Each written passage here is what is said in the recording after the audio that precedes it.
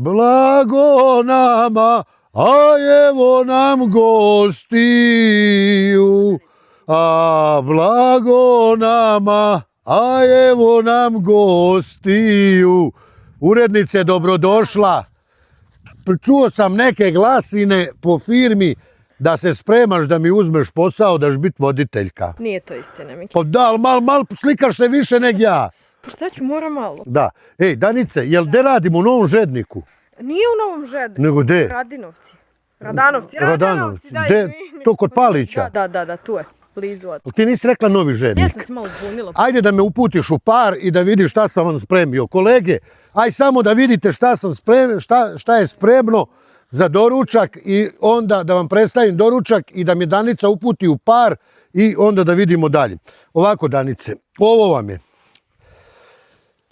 gronik od mangulice, slanina od moravke, kulen od mangulice.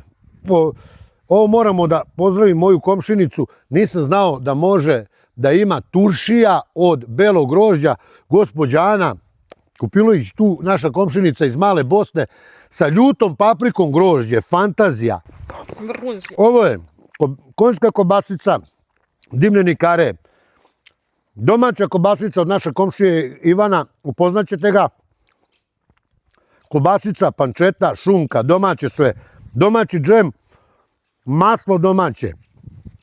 Ovo je za tebe, Danice, ti ne jedeš meso, jaja sa kajgana sa paprikom i mladim lukom i sirom. Ovo je za kolege sa šunkom i slaninom kajgana, prženice, ljutenica i vrhunski ajvar. Malo sira, svega, čvaraka, nadam se da ćete biti zadovoljni sa doručkom.